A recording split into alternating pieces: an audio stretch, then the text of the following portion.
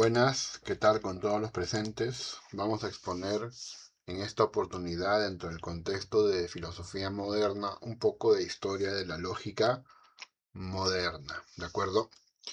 Vamos a empezar con Leibniz, a quien se le considera el precursor de la lógica moderna. No el padre sería Frege, a quien se vería al final, ya la siguiente oportunidad. Bueno, el ideal de Frege era crear un lenguaje simbólico con aspiraciones universales que sirviera para que mediante un cálculo mecánico se lograra discernir o resolver los debates, las disputas que hay en filosofía. Por eso este lenguaje debería ser como una herramienta para resolver ese tipo de problemas. A esto se le denomina precisamente la característica universal, con la cual se va a resolver cualquier controversia. Lo que él quiere es que calculemos, básicamente, ¿no? Entonces, con esto se detectan los errores en el razonamiento. Los errores son como ocurren en la matemática, como ocurren en un cálculo algebraico. Esos mismos errores es lo que hay que detectar. Ahora, eh, análogamente, como se hace un análisis de las proposiciones categóricas para saber si son contradictorias o no, justamente algo análogo debe hacerse mediante el análisis del lenguaje. Eh, Tiene tres elementos el programa de Leibniz: la característica universalis, que es el lenguaje científico universal, el alfabeto del pensamiento, pero también es la forma de ordenar las ideas, que es el ars combinatoria o una gramática racional, que va a reflejar las relaciones lógicas entre las ideas mediante combinaciones y operaciones. Es un método combinatorio, entonces, que consiste en manipulación de símbolos. Y el calculus ratioquinator es, es una colección de formas lógicas del razonamiento, de formas válidas, digamos. Por ejemplo, una base de este sería el de la identidad, con el cual se identifican las verdades de razón o las verdades matemáticas. Para Leibniz lo importante era entender que la lógica es como un instrumento lo suficientemente poderoso para eh, aplicar operaciones. Entonces, estas operaciones son la forma en la que normalmente nosotros vamos a proceder en el razonamiento. Y bueno, todo esto quedó en ideas, pero no cuajó, ¿no? Va a cuajar ya con Bull, con Peirce y con Frege. Bueno, específicamente desarrolló una lógica de términos, basada en una relación de inclusión de conceptos, para vincularlo con la teoría de conjuntos. Entonces va a hablar de conceptos que están contenidos en otros conceptos. Este es un álgebra de conceptos. Vamos a representarlo con este símbolo que ven, que es el de la inclusión. Entonces, por ejemplo, acá se observa, los humanos están incluidos, ¿no?, en los mamíferos. El concepto de humano está incluido en el concepto de mamífero. Aquí está. Y también sabemos que el concepto de mamífero está incluido en el concepto de animal. Por lo tanto, ¿qué se deduce? Que el concepto de humano también está incluido en animal. Es una regla de transitividad. También, así como habla de inclusión, transitividad, intersección también.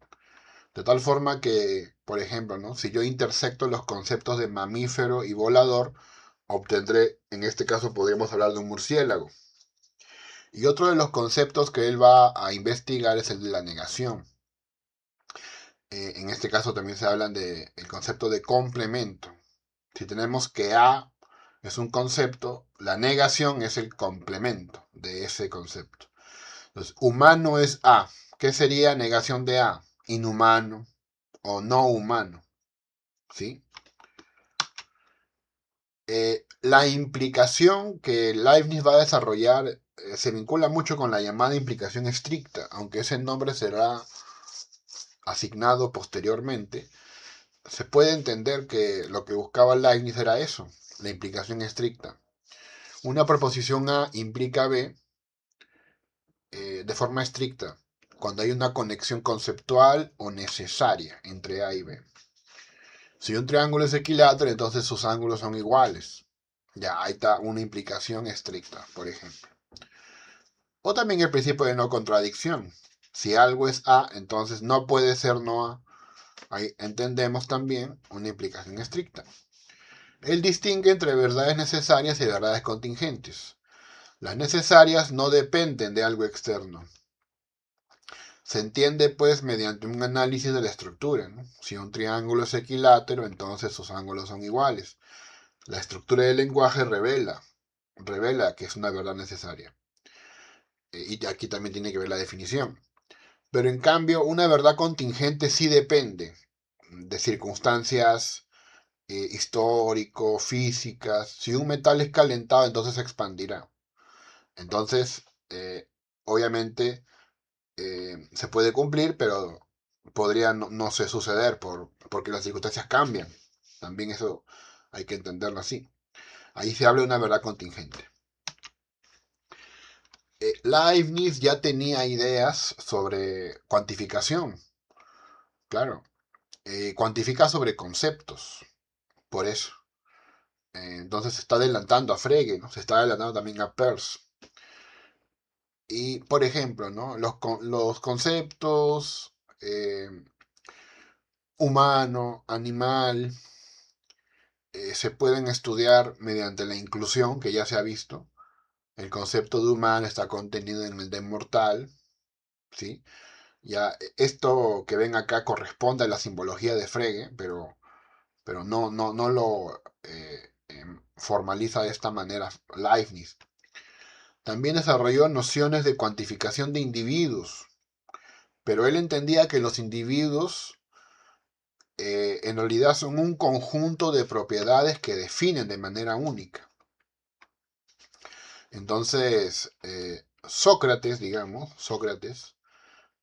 em, digamos, se identifica con sus características esenciales como concepto. En ese sentido, cuando uno dice que Sócrates es mortal, lo que está diciendo es que la mortalidad es una propiedad de Sócrates. Básicamente, en Sócrates ya está contenida la característica de ser mortal. Claro, para Leibniz los individuos son entidades definidas por un sistema de propiedades interconectadas. En ese sentido, se puede asociar a las mónadas, que son como puntos de energía, átomos espirituales. Pero eso, digamos, imagínense pues varios segmentos de recta, ¿no? Si yo digo, a ver, perro, ¿no? ¿Qué es un perro? Canino, con cola, cuadrúpedo. Entonces, ahí hay tres rectas, los caninos, los cuadrúpedos, y que tienen cola, ¿no? Y digamos que en ese punto donde se cruzan esas tres rectas es el perro al cual estoy aludiendo. Entonces, él también va a tener la idea de cuantificar el predicado, pero esto lo vamos a ver con más profundidad con Hamilton. Desarrolló este sistema llamado cálculo plus-minus, que es un sistema complejo, pero aquí solamente se va a dar un acercamiento básico. Básicamente se vincula con la combinación y sustracción de conceptos. De tal forma, por ejemplo, que A más B es la combinación de conceptos. Mamífero más volador, por ejemplo. Ya sabemos que es el murciélago. Y la resta es la eliminación de un concepto. A menos B, en este caso, animal no vertebrado sería A menos B. Puede aludir a los moluscos, por ejemplo. El problema es que la negación no siempre se puede aplicar de forma tan clara, ¿no? Un triángulo que no sea equilátero, ¿no? La idea no es clara porque puede ser isósceles o puede ser escaleno. Por eso él estudia mucho el tema de los conceptos negativos, le preocupa que no haya tanta claridad al respecto. Axiomatiza este sistema de forma rigurosa, establece reglas de esta forma, como lo ven. A más B es lo mismo que A, B más A, una conmutatividad. A más 0 igual a A, aquí cuando se le agrega un concepto vacío, no cambia el concepto original y si tú restas un concepto de sí mismo, el resultado es un concepto vacío o nulo. Bien. Pasemos a este autor, que es Gerolamo Saccheri,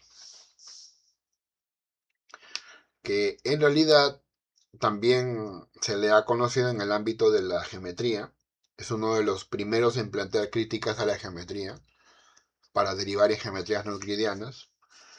Él considera que, por ejemplo, un término está contenido en otro dentro de su lógica demostrativa, pero sin ser idéntico a él. Por ejemplo, en todo cuadrado es un rectángulo. En este caso, así, o sea, en este ejemplo en particular, cuadrado estaría subordinado a rectángulo. Entonces, acá hay una subordinación. Subordinación. ¿Sí? Por ejemplo, ¿no? Claro, para que sea una idea más adecuada, podría colocarse todo rectángulo es un cuadrilátero mejor, ¿no? De tal forma que aquí sí, pues rectángulo está supeditado a cuadrilátero. Ya, un ejemplo más adecuado. Bueno, y la independencia es cuando dos términos no tienen nada que ver entre sí, como ser zurdo y ser matemático, por ejemplo. Ahora bien, él aplica un modelo de razonamiento que se parece mucho a la reducción al absurdo, que se llama la consecuencia mirabilis. Que ven acá, aquí se ve la consecuencia mirabilis. La negación de algo implica su afirmación.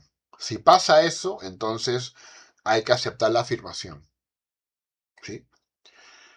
Eh, y él analiza silogismos, por ejemplo, de Aristóteles bajo esta estructura. Algo semejante he encontrado en otro texto. Aquí lo planteo, ¿no? Por ejemplo, es básicamente el método, ¿no? Si todo gato es ser viviente y todo animal es ser viviente, entonces todo gato es animal. Su forma es AAA2. Parece válido, pero vamos a ver que no es correcto, ¿no? Vamos a hallar su estructura. Si todo X es Y y todo Z es Y, entonces todo X es Z. Reemplazamos términos como X por argentino, Y por americano y Z por uruguayo. Y se obtiene esto de acá, mira. Si todo argentino es americano y todo uruguayo es americano, todo argentino es uruguayo, esto no es cierto. Básicamente esta es la cuestión, ¿no? Si fuera válido, entonces, o sea, si no es cierto que es inválido, entonces va a ser siempre válido, ¿no? Pero hemos visto un caso donde no ocurre, entonces no se cumple aquello. No se cumple, es la idea. Eh, en este caso, ¿no? Hemos encontrado, vamos a decirlo así, como un contraejemplo. Un contraejemplo. ¿Ya? Claro, este es básicamente el razonamiento que ejecuta Saccheri. Si no es cierto eso, entonces se cumple eso. Eh, a ver, es un esquema válido esto de acá. Esto es un esquema válido. Si usted hace tabla de verdad, aquí se sale que es válido. Bien, si no fuera correcto, entonces se aplicaría, ¿no? Esa es la idea. Bien, continuando entonces. También define conceptos, acá en este caso la falacia de la definición compleja. Hay que distinguir entre definición nominal y definición real. La nominal introduce un término nuevo. Por ejemplo, dice, la trigonometría es una rama de las matemáticas, bla, bla, bla, bla, bla. Ya, acá solamente la está planteando como un término. Pero si yo digo, un triángulo rectángulo tiene tales y cuales propiedades, eso sería una definición real. Porque sí habla de la existencia de tal cosa, de la existencia de un objeto. Acá lo que se está definiendo es una materia, ¿no? La trigonometría, digamos, como materia sí existe, pero no es un objeto. Entonces, él sostiene que en la geometría se confunden estos tipos de definiciones. Y eso ocurre cuando se aplica la definición de las paralelas como dos rectas que permanecen siempre en la misma distancia. Es como decir el número más grande es el número mayor que todos los demás.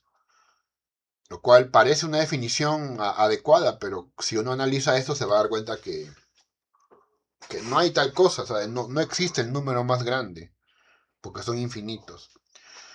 Él con esto, pues, digamos, estudió el quinto postulado de las paralelas y se encontró con la sorpresa de que tanto su negación como su afirmación pareciera no generar problemas lógicos.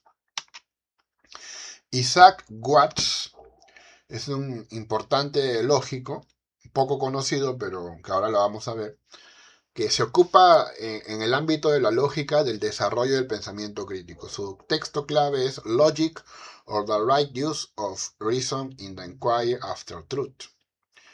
Y él estudia pues la percepción, el juicio y la disposición de los pensamientos.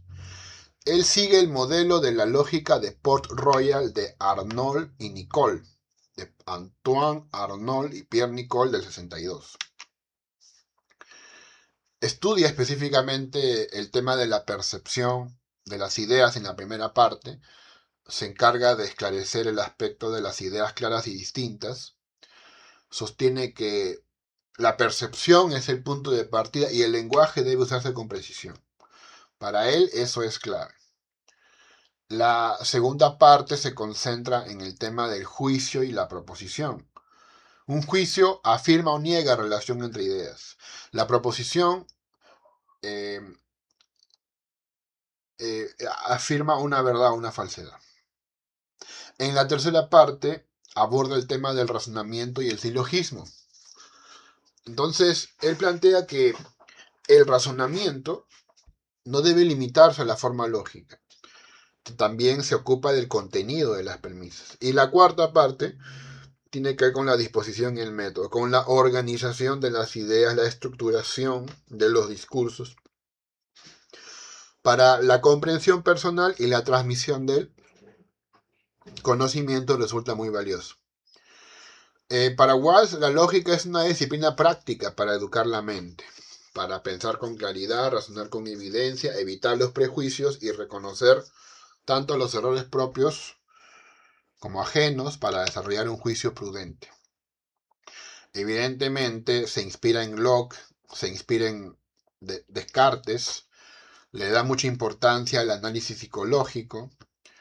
De Locke rescata la idea de que todo conocimiento proviene de la experiencia y de Descartes el tema de la claridad y la distinción, que las ideas que aceptes no den lugar a controversias. De esta forma desarrolla un enfoque lógico que se preocupa por el razonamiento, por su estructura, pero también por los procesos mentales subyacentes. En su ensayo sobre el entendimiento humano de Locke, se inspira a Watts para aceptar que las ideas pueden ser simples o complejas. La idea de color, por ejemplo, vamos a hacer un ejemplo, ¿no? La idea de color y la idea de rojo, ¿sí? Digamos que uno es más amplio que otro, ¿sí? Eh, Ahora, la idea de color es más general, se hablan de muchos colores, ¿no? Mientras que la segunda es más específica. Acá se puede estudiar una falacia incluso. Si alguien dice que este objeto es rojo, obviamente estamos ante una idea clara y distinta. Mucho más clara que decir que este objeto tiene color. Pero podría haber una falacia, mira, analiza esto. Todo objeto se caracteriza por ser de un color. Ser rojo es ser de un color, por lo tanto todo objeto se caracteriza por ser rojo. Claro, acá el error consiste en no distinguir bien las categorías. Isaac Watts, como ya se sabe, se ocupa de la lógica no formal o del pensamiento crítico, la argumentación. Da reglas y consejos para mejorar nuestra forma de pensar, para evitar los errores en el razonamiento. Enfatiza en la claridad y precisión del lenguaje. Por ejemplo, señala que las falacias se dan en algunos casos por ambigüedad de los términos. Si alguien dice que la democracia se basa en la libertad, por ejemplo, no obstante, el término libertad se puede entender de muchas formas, ¿no? Como la ausencia de interferencias en el Estado, del Estado, perdón, o también la libertad como la capacidad de desarrollar el propio proyecto de vida. Y eso con o sin ayuda del Estado. Entonces aquí la definición de libertad es clave para entender de qué hablan. Y eso es importante. También el énfasis en los juicios, en las creencias de la gente, pues también es importante porque a veces se aceptan ideas sin mucho análisis. Si alguien dice que los alimentos orgánicos son siempre saludables, pero no necesariamente, ¿no? Las papas fritas orgánicas siguen siendo grasosas, las galletas orgánicas tienen cantidades peligrosas tal vez de azúcar. Entonces, por ese motivo hay que tenerlo con cuidado. Un medicamento es natural, por lo tanto es seguro, pero también los venenos son naturales, ¿no? El veneno de una serpiente, un escorpión, una araña, eso no lo hace seguro. Por eso aquí lo importante es exigir evidencias, más que simplemente basarse en creencias. También analiza las falacias, como la falacia ad hominem, en el cual se desacredita a una persona. Si alguien dice que la opinión de un científico no vale porque trabaja para una universidad interesada, aquí se está dando una falacia ad hominem. Un pensador también a tomar en cuenta es Kant. Kant, que tuvo reparos con la lógica, también tuvo contribuciones. Él enfatiza en el tema del argumento trascendental, que es un argumento que pregunta acerca de cómo es posible que sepamos algo, cuáles son las condiciones que se dan para que un objeto sea de tal o cual característica. Eh, Incluso descubre conceptos como el de causalidad, pero claro, le da una dimensión de categoría a priori, ¿no? Lo cual ya uno lo conoce cuando entiende más la postura de Kant. Incluso en la ética, ¿verdad? En la ética, él sostiene, por ejemplo, que las normas morales deben ser universales, de tal forma que, por ejemplo, mentir está bien si me beneficia, pero si tú le aplicas eso universalmente ya no se cumple, ¿no? Y si no se cumple universalmente, entonces no sirve para la ética. Esta es una clásica distinción que hace Kant, los juicios analíticos y sintéticos. En los analíticos el predicado está contenido en el sujeto. Todos los solteros son no casados, por ejemplo. Este es un clásico ejemplo de juicio analítico. Los juicios sintéticos, el predicado no está contenido en el sujeto. Aquí un buen ejemplo sería este de la mesa es roja. No por ser mesa va a ser roja, eso depende mucho de otros aspectos. Entonces aquí hablamos ya de la experiencia, lo valioso que es la experiencia. En cambio, en los juicios analíticos solamente es el análisis del lenguaje. Entonces Kant habla de los juicios sintéticos a priori. Lo malo es que los ejemplos que da, algunos de ellos no son tan buenos. Eh, un ejemplo más adecuado me parece que es el de la gravitación universal. Claro, el ejemplo de la gravitación universal, la fórmula que Newton da. Es un juicio sintético porque aporta información nueva que Newton descubre, pero es a priori.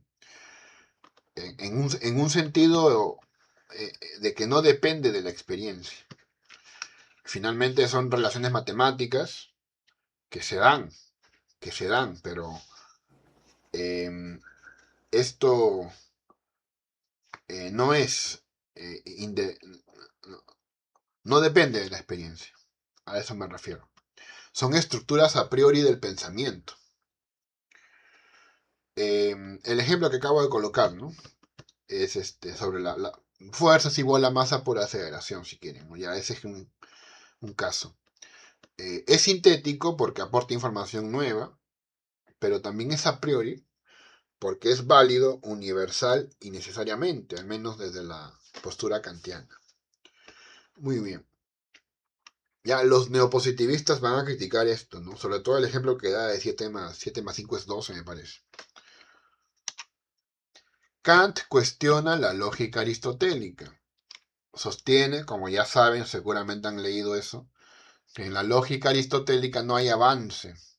Nadie ha hecho nada nuevo, dice él, ¿no? Aunque él va a proponer un texto que es la falsa sutileza de las cuatro figuras silogísticas, donde justamente, ¿no? Él dice que la única figura importante es la primera. Las otras no son tan relevantes. Vamos a verlo con un ejemplo. Y bueno, Kant pues tuvo mucho eco, su idea, su planteamiento. Aunque también, ¿no? Como ya hemos visto, al parecer no estaba tan bien informado, porque Leibniz ya tenía algunas ideas en germen. Claro, porque Kant a lo mejor no estaba, ni tenía por qué estar necesariamente enterado de eso. Ahí está el ejemplo. Todo hombre es mortal, todo griego es hombre, por lo tanto todo griego es mortal, ¿no? Ya, esta es la primera figura. La segunda, la tercera y la cuarta figura. Es el mismo ejemplo, solo que se le han hecho cambios para que se acomode a la primera, segunda, tercera y cuarta figura. Entonces, más o menos esto es lo que dice Kant. Que las cuatro figuras, en el fondo, son la misma primera figura, solamente que encubiertas. Por eso, básicamente lo que sostiene es que la primera figura contiene el principio esencial del razonamiento deductivo. Todo se reduce a la primera figura. Por supuesto que esto es una crítica fuerte a la lógica aristotélica, ¿no? Finalmente, ¿para qué cuatro figuras y con la primera basta, ¿no? Es lo que se podría decir desde su perspectiva. Bien. Bueno, entonces, Kant distingue entre lógica general y lógica trascendental. La lógica general, digamos que es la lógica aristotélica, que ya se ha visto. La trascendental es la que él le gusta insistir, que investiga las condiciones necesarias para que algo se dé. Eh, con respecto a esto, él analiza esto que se llama la dialéctica trascendental, que se ocupa de las ilusiones trascendentales. Vamos a ver algunos de ellos. Surgen cuando la razón busca principios absolutos, pero que no pueden ser verificados, pero la razón los busca. Por ejemplo, la ilusión de la psicología racional, aquí se dan los paralogismos, la creencia de que el yo es una sustancia, por ejemplo, ¿no? Pero realmente no necesariamente el yo sería una sustancia. Una cosa es la autoconciencia y otra cosa es que realmente haya un alma inmaterial. Claro, luego este alma inmaterial él lo va a recoger como postulado, ¿no? Postulado de la moral, de la razón práctica. Eh, en el ámbito de la cosmología también es famoso su antinomia, su contradicción, sobre si el universo tiene un principio o siempre ha existido. Y ambas ideas tienen sentido, ¿no? Ambas ideas tienen sentido. Por eso el planteamiento kantiano es brutal en ese sentido. Por lo tanto, pues se trata de un problema. Ahora, ¿por qué surgen esos problemas, no? Él dice acá lo que ven acá en naranja, esta frase aparece en la primera edición de La Razón Pura, la crítica de la razón pura. La razón humana tiene en una especie de sus conocimientos el destino particular de verse acosada por cuestiones que no puede apartar, pues le son propuestas por la naturaleza de la razón misma, pero las que tampoco puede contestar porque superan las facultades de la razón humana. Por eso se dan, ¿no? Estos problemas, ¿no? La razón aspira a más de lo que puede. También en el ámbito de Dios, aquí me parece, ¿no? Que el concepto sería teleológico, ¿no? Bueno, también se le llama así, ¿no? El argumento que vamos a ver. Hay tres argumentos sobre Dios, sobre la existencia de Dios. El ontológico, Dios es perfecto, lo perfecto debe existir, porque si no sería imperfecto, por lo tanto Dios existe. El cosmológico, todo lo que existe tiene una causa, pero no puede haber una cadena infinita de causas, debe haber una primera causa y ese es Dios. Y el mundo, el físico teleológico, el mundo tiene un propósito y un orden. Y hay un diseño, por lo tanto, alguien lo diseñó y ese debe ser Dios. Más o menos también se le conoce como el argumento del Dios relojero. Eh, ya. Entonces, estos argumentos intentan demostrar que Dios existe partiendo de conceptos, pero sin ninguna evidencia empírica. Por lo tanto, él básicamente dice, pues, la existencia de algo se demuestra viendo, tocando, con los sentidos, con evidencia, no puede solamente con palabras. Por eso Dios él lo va a convertir en un postulado de la moral. Y también la libertad va a incluir en esos tres postulados. El alma inmortal, la libertad y Dios. Eh, Ahora, ese es un problema, ¿no? que él detecta en la metafísica. La razón está condenada a elaborar esas ideas metafísicas, está condenada la razón. Em, pero esto, si bien la razón está condenada a hacer estos planteamientos, tampoco los puede resolver, ¿no? O sea, em, me refiero a que no lo hace definitivamente, ¿no? Propone estas ideas porque las preguntas surgen, pero no las puede contrastar, digamos. Entonces acá hay un problema, ¿no? Kant también observa con malos ojos a la retórica, aunque esta idea ya viene desde los griegos, pero él cuestiona que la retórica sea usada para persuadir, ¿no? Porque él entiende que la persuasión es manipular mediante los sentimientos a alguien. Sí, pues entonces para él la oratoria es un arte de engañar, doblegar la voluntad de los oyentes con la emoción, con la estética. Si alguien dice, "No, nuestro país ha sufrido demasiado, es hora de un cambio, yo soy el líder que nos traerá justicia y prosperidad", esta es una falacia ad populum. Entonces él lo ve como una manipulación. La persuasión es una forma de coerción, de obligación. Entonces, eh, claro, él sostiene que la argumentación debe basarse en la razón del individuo, respetar su autonomía. La retórica, en cambio, quiere influir en emociones, en prejuicios para manipular a las personas. Alguien que dice esto, ¿no? Si realmente te preocupas por tu familia, tienes que comprar este seguro de vida, ¿no? Aquí, ¿qué está pasando? Está surgiendo una manipulación, una técnica de presión emocional. Eh, entonces, hay que respetar la autonomía para acá, tanto la autonomía racional de pensar por uno mismo como la autonomía moral de tomar uno sus propias decisiones. Y claro, el uso de la retórica para Kant y de la persuasión va en contra de ambos. ¿Sí? Muy bien. Ya. Siguiente importante pensador es Richard Whately, del siglo XIX ya es. De nuevo, la lógica cae pues en aburrimiento, ¿verdad? La gente comienza a verla pues como inútil y bueno, este señor plantea un texto valioso para su época. Locke y Hume minimizaban el papel del silogismo, entonces por eso los que creían que la lógica se reducía a eso, pues lo veían con desinterés. Pero Whately revitaliza el estudio de la lógica. En su libro, que se convierte en un libro exitoso, eh, enseña más o menos la importancia de la argumentación, el análisis de razonamientos falaces. Incluso destaca que la lógica es importante para la educación, porque la capacidad de razonar correctamente en realidad es para cualquiera que pueda evaluar sus argumentos en su vida diaria. Él distingue, aquí lo vamos a ver, aunque esta distinción también es una distinción muy conocida, entre falacias lógicas y falacias materiales. Las lógicas son aquellas en las que hay un error en la estructura del razonamiento. Aquí hay un ejemplo, ¿ver? Todos los rumiantes son mamíferos, correcto. Todas las vacas son mamíferos, correcto. Por lo tanto, todas las vacas son rumiantes. Es interesante este ejemplo, ¿no?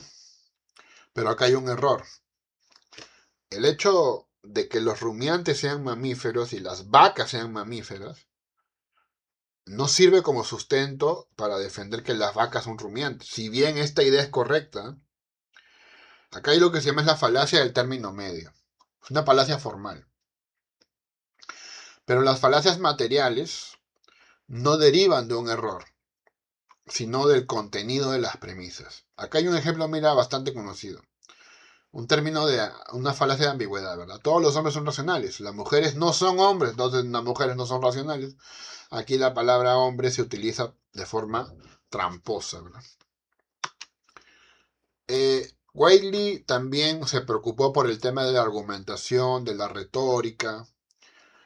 No la ve como una simple técnica de embellecimiento, no la ve así, sino como una disciplina para la argumentación, que enfatiza en la claridad y en la estructura del razonamiento. Por eso él dice que debe haber estructura lógica, pero también el discurso debe ser persuasivo. Por eso destaca el ethos, o sea, el carácter del orador. Su credibilidad es importante. Su credibilidad eh, es valiosa. No cualquiera no puede convencerte eh, sin base sobre lo que está hablando. También las falacias son interesantes en la retórica porque se usan para manipular, ¿sí? Eh, pero la retórica no debe caer en eso, más bien debe insistir en la claridad y en la coherencia. Por eso, eh, él habla de una persuasión efectiva que tiene que ver con un razonamiento sólido. O sea, él usa, digamos, en un buen sentido la retórica, con análisis crítico y con conexión con la lógica. Entonces entiende la lógica como una disciplina académica valiosa. Este señor pone a la lógica, digamos, como protagonista, y su texto es muy claro. Tiene una estructura accesible, da explicaciones detalladas, ejemplos adecuados, explica las falacias de forma correcta, ¿sí? Y por eso, pues, pasó a la historia. Acá hay un ejemplo interesante, mira. Todo el mundo desea la felicidad. La virtud es la felicidad, según Aristóteles. La virtud. Por lo tanto, todo el mundo desea la virtud. ¿Cuál es el error? Bueno, la palabra, la palabra felicidad, que actúa como un intermediario, podría ser sospechosa. Sigamos. Siguiente pensador, que es William Hamilton. Él fue un matemático, por supuesto. Un lógico también. Él se ocupa de una novedad muy precisa. Una de ellas es la que tiene que ver con la cuantificación del predicado. Él se preocupa por ese aspecto. Sostiene que es relevante, ¿no? Para crear nuevas formas válidas. Cosa que en pleno siglo XIX, ¿no? Resultaba todavía una novedad, ¿no? Ya con Frege, con siguientes autores, Peirce también, ya el tema se considera cotidiano, ¿no? Pero este señor buscaba cuantificar el predicado, ¿no? Normalmente uno dice, no, todo hombre es mortal, ¿no? Ya, bueno, él dice algo así como todo hombre es todo mortal o todo hombre es algún mortal. Y con eso establece distinciones, establece diferentes propuestas, ideas, mejor dicho, proposiciones categóricas nuevas, ¿no? Se dan con su sugerencia. El gran problema con Hamilton es que son ambiguas sus ideas. Algún A no es algún B, ¿no? ¿Eso qué quiere decir? Que existe al menos un A que no es ningún B, o simplemente no todos los A son B, por ejemplo, ¿no? Todo mamífero es un animal. ¿Cómo se interpreta esto para Hamilton? ¿Como todo mamífero es algún animal o como todo mamífero es todo animal? Claro, esa falta de claridad lo va a hacer, por ejemplo, ser cuestionado. Augusto de Morgan lo vio con ojos de cuidado.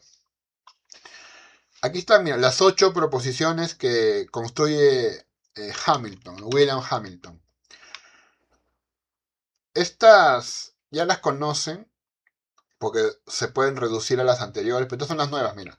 Todo A es todo B, ningún A es algún A es todo B y algún A no es algún B. Pero las ya conocidas están acá, ¿no? Todo A es algún B, que equivale a todo A es B. Ningún A es ningún B, que equivale a ningún A es B. Algún A es algún B, que equivale a algún A es B. Y algún A no es ningún B, que equivale a algún A no es B. A, E, I, O. ¿Sí? William Hamilton entonces ya está dando ideas interesantes para ya aplicaciones ya posteriores que van a hacer Frege y sus seguidores. Jeremy Bentham, el utilitarista, también aportó su granito de arena en el tema de la lógica, sobre todo cuando identifica y clasifica diferentes falacias, porque estas falacias buscan engañar a la opinión pública. ¿Sí?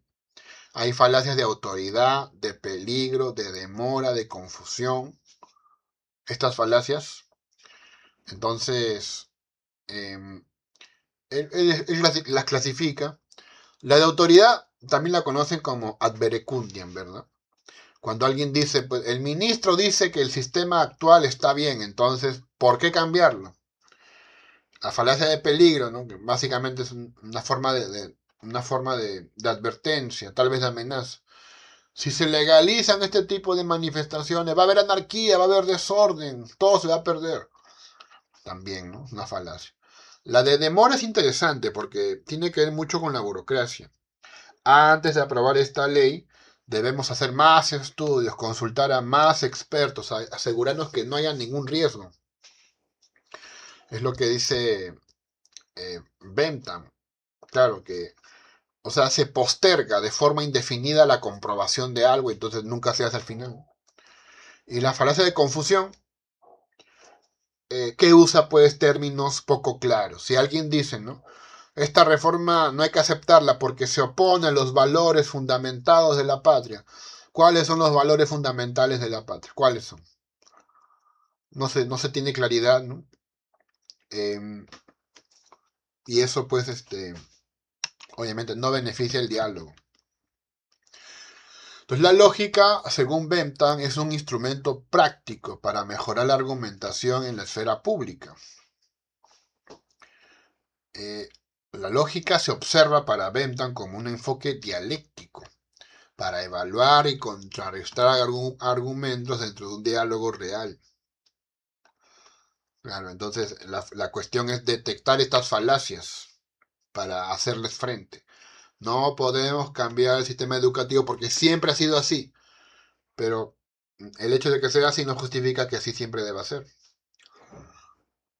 También la mejor manera de evitar una falacia es exponer su irrelevancia o la manera en la que engaña a la gente. Un político que dice, ¿no? Si aprobamos esta nueva ley ambiental, la economía va a colapsar, habrá desempleo. ¿Pero por qué? Dame evidencia de eso que tú dices. ¿Dónde está la evidencia?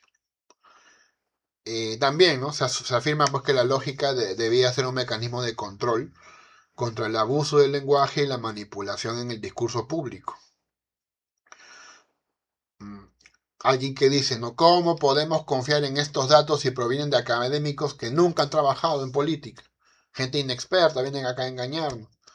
Es una falacia ad hominem, está atacando la fuente, pero no el centro del debate. Entonces, eh, por eso la lógica se convierte en un mecanismo de control, para que no abusen de nosotros, para que no nos manipulen. Bentham cuestiona la lógica tradicional. Por supuesto, ¿no? Se suman las críticas a Aristóteles, él es más pragmático, retórico también, porque se fija en los razonamientos de la vida pública, de la política. Lo malo de la lógica aristotélica es que no considera la intención del hablante y además ignora el impacto de las falacias en la vida práctica. Las falacias son muy peligrosas, ¿no? Porque si están planteadas para engañar, pues buscan algún beneficio, algún interés. Claro, ¿no? Si alguien dice, ¿no? Todos los políticos buscan el bien común. Juan es un político, por lo tanto Juan busca el bien común, pero ¿será cierto que los políticos buscan el bien común? Ya, de esta manera hay que analizar, ¿no? La información que nos dan. Bentham analizó la argumentación no solo como validez, sino también como el efecto práctico y la persuasión que genera. Cuando alguien dice, pues si permitimos este aumento en los salarios, o perdón, en los impuestos, este aumento en los impuestos, pronto el gobierno nos va a controlar en todos los aspectos. Ya. Es una falacia de pendiente resbaladiza, genera miedo, pero lo que hay que hacer es analizar la intención retórica y el impacto en la audiencia. Por eso, en su lógica informal, en su teoría de la argumentación, hay que estudiar las falacias, no solo como errores formales, sino como herramientas retóricas. Hay que enfatizar en la claridad del lenguaje y fomentar la lógica como un mecanismo para la transparencia política. Los expertos dicen que esta medida es peligrosa, pero ¿qué expertos dicen esto? ¿Qué expertos? Ya es lo que hay que sostener. ¿Correcto?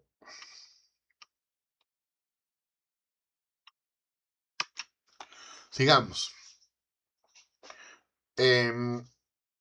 Ahora bien, a nivel político y social, por supuesto, cuando Bentham dice que cuando hay muchas falacias en el discurso político, esto es una estrategia deliberada de los políticos para ostentar y mantener el poder.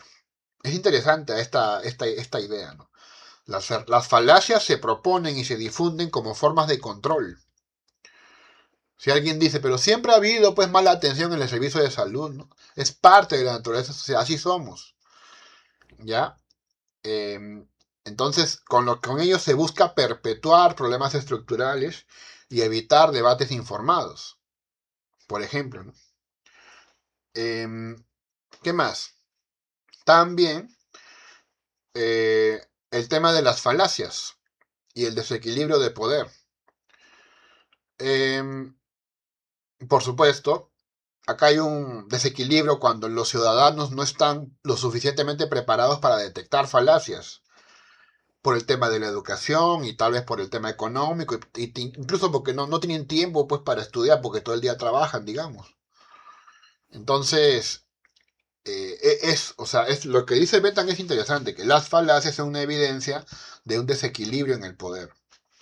Entonces se usan falacias para engañar, para sembrar miedo, para favorecer a ciertos sectores y frenar medidas que pueden apoyar a la mayoría, ¿no?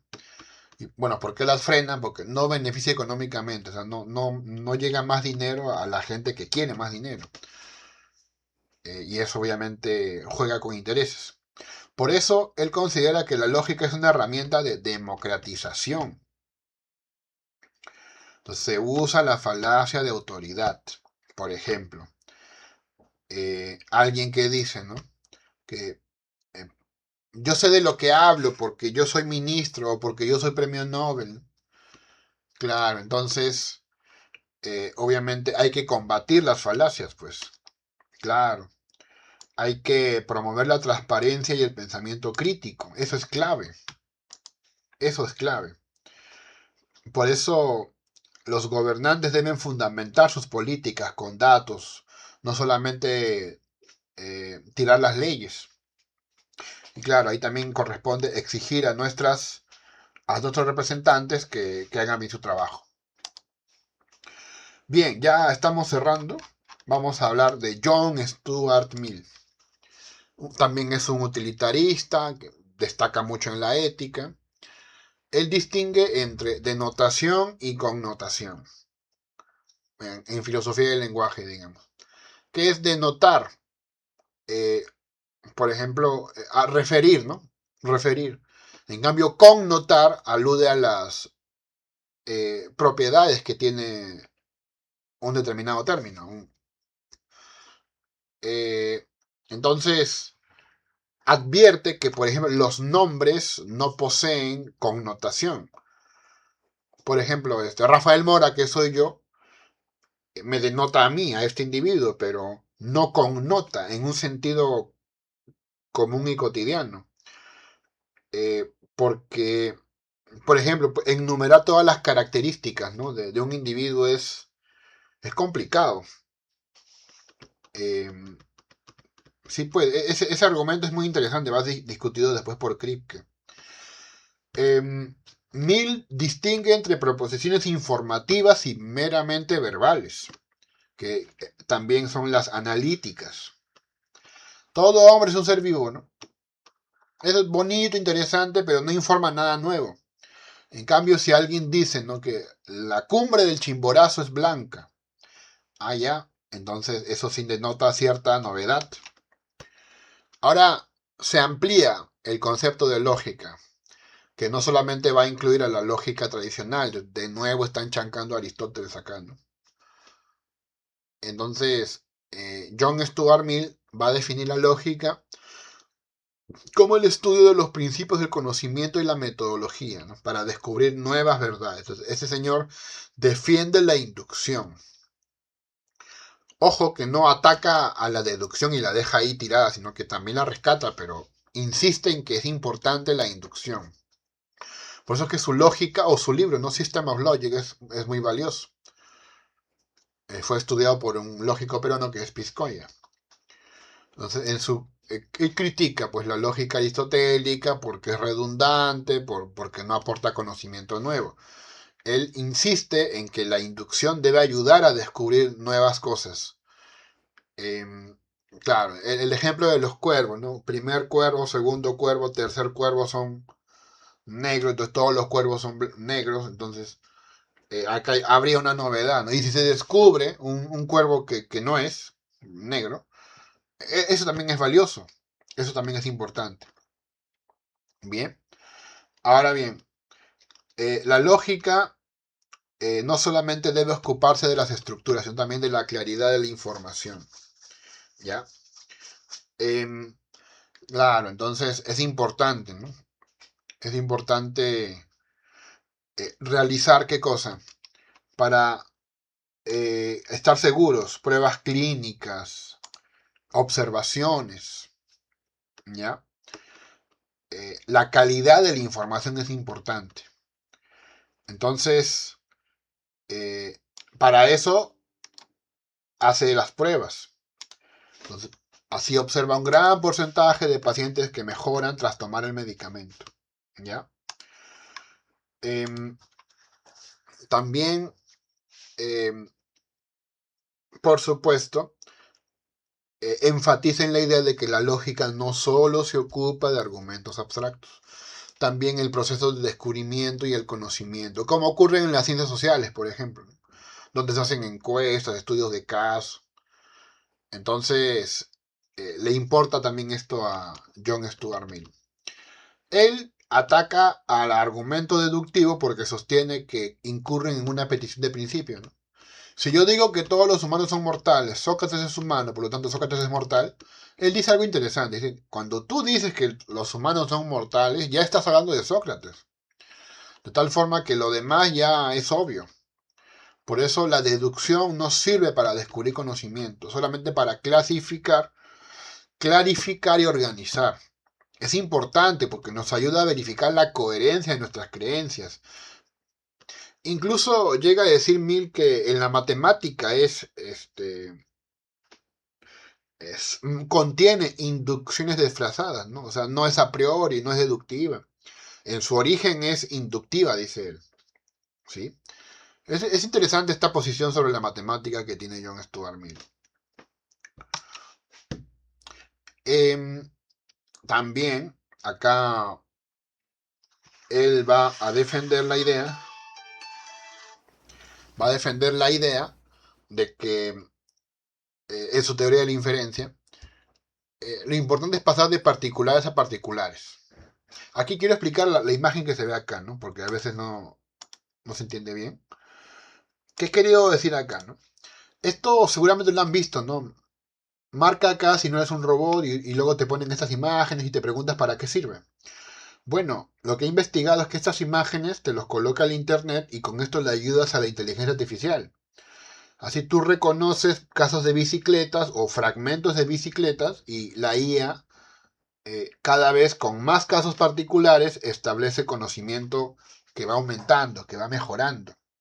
Dime, señálame, por ejemplo, aquí dice traffic light, ¿no?, el semáforo. ¿Dónde está el semáforo? Tú acá pones clic, clic.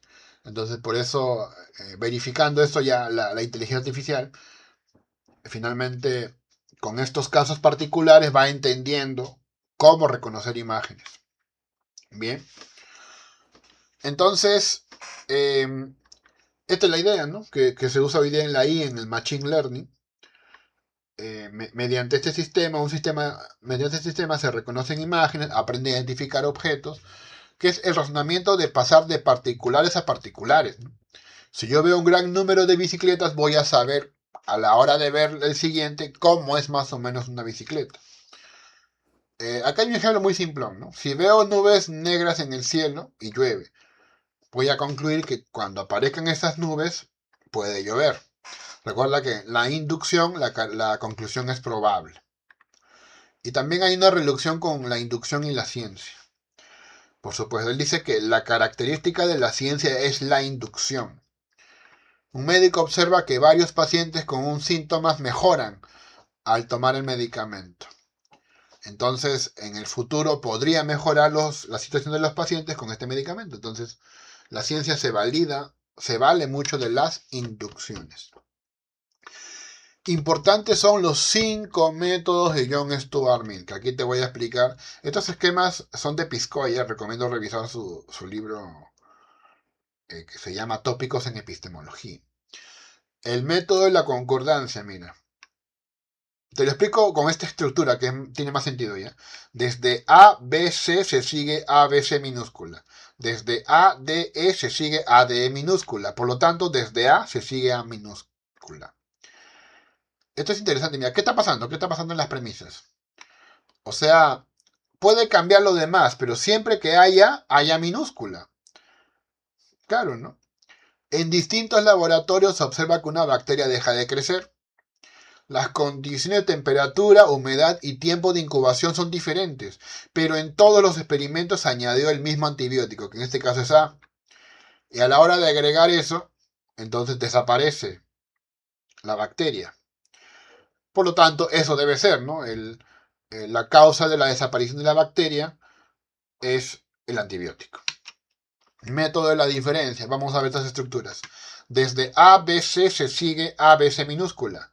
Desde BC se sigue BC minúscula. Por lo tanto, ¿qué observamos, Albert?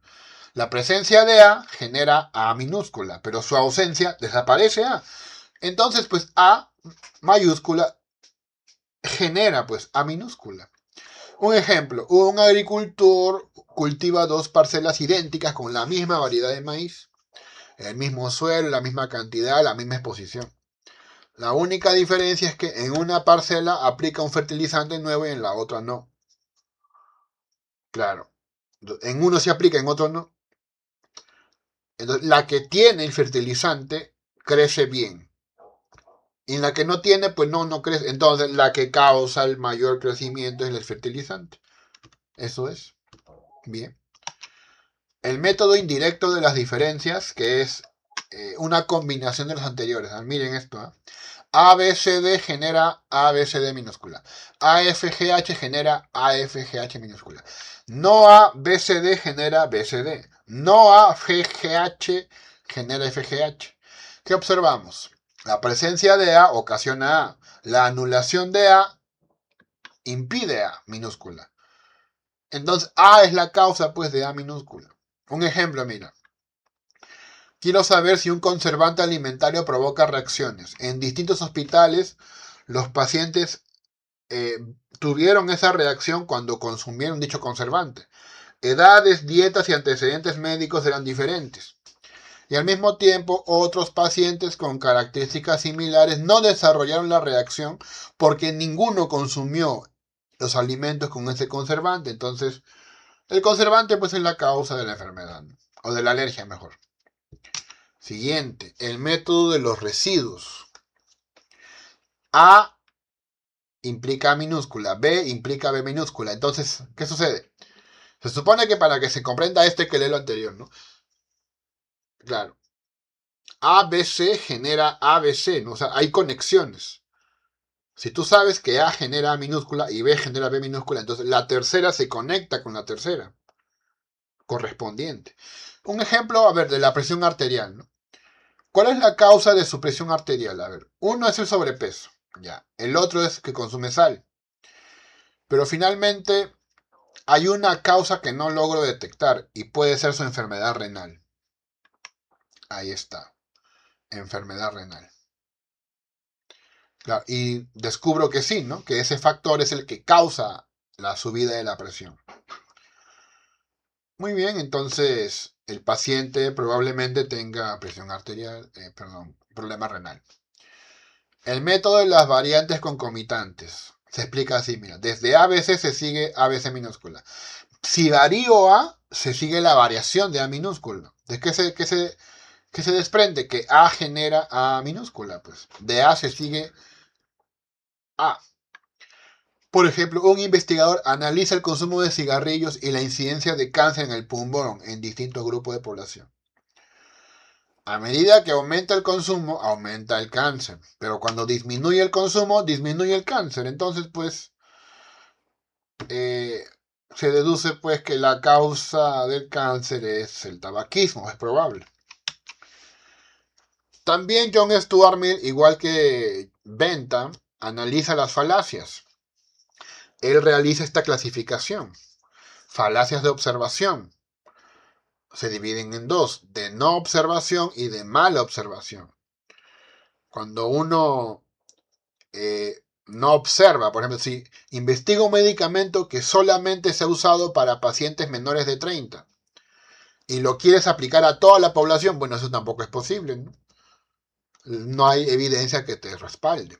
Y falacia de mala observación, cuando tú piensas que porque pues varios pacientes tienen gripe, todos tendrán, perdón, varios pacientes tienen fiebre, todos tendrán gripe.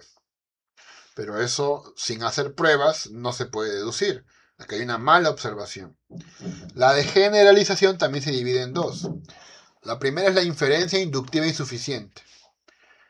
Claro, a veces las bases no son suficientes, ¿no? Por ejemplo, un estudio encontró que los que duermen 8 horas obtienen mejores notas. Entonces, dormir 8 horas garantiza mejores notas.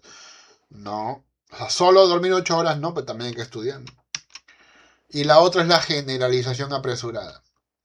Claro, si una persona dice que porque vio 3 personas buenas, todos son buenos, acá hay un error que se llama generalización apresurada o precipitada. Y la tercera es la falacia de causalidad, en la que se confunde, por ejemplo, acá como lo ves, la falacia de causa falsa. Sucesión temporal con causalidad. Alguien piensa, después de instalar paneles solares en mi casa, aprobé el examen. Los paneles solares me dieron suerte. Esa es una falacia de causa falsa. Ignorar causas alternativas. Una persona toma suplementos vitamínicos y después de 2 semanas desaparecen sus dolores, pero podría ser por otros motivos. Cambios en la dieta, el estrés bajó, también. Y también el tema de no respetar los métodos del propio Mill. Cuando no aplicas bien los métodos que él te ha explicado, concordancia, diferencia, método indirecto de la diferencia, residuos y variaciones concomitantes, también se generan falacias. Y bueno, las contribuciones 4 tenemos de John Stuart Mill a la lógica informal. La lógica se debe aplicar al ámbito cotidiano, ¿sí? En la política, en el derecho, en la ciencia. No caer en esos errores sin antes exigir datos empíricos, sin antes exigir relaciones causales, ¿no? Esto es crucial. También debe haber exigencia de relación entre lógica y evidencia. Se afirma, ¿no?, que la zona se ha vuelto más peligrosa porque hay más robos en la televisión. Un periodista dice eso. Pero pues, ¿cuál es la evidencia, no? Claro. La televisión no es, como decía Popper, buena maestra, ¿no? La televisión muestra cosas que llamen la atención. Pero también es importante, ¿no?, validar eso. Sí. Pero solamente por ver televisión vas a decir que todo es malo. Eso se llama generalización apresurada. También es importante analizar los contextos, los argumentos en su contexto. Alguien que dice, no hay calentamiento porque ayer hizo frío, eso es una falacia de evidencia anecdótica. No, el calentamiento global no habla de eso, además, ¿no? No habla de que un día hará frío y al otro día hará calor. Y también tenerlo en cuenta en el derecho y en la política. Evaluar la relevancia y la coherencia con la evidencia disponible. Si alguien dice, mi cliente no hizo el crimen porque es una persona con buenos valores, ya pues, pero eso no es suficiente, no tienes que mostrarme pruebas para que te pueda creer. Y bueno, básicamente con esto termino esta exposición. Muchísimas gracias por su tiempo.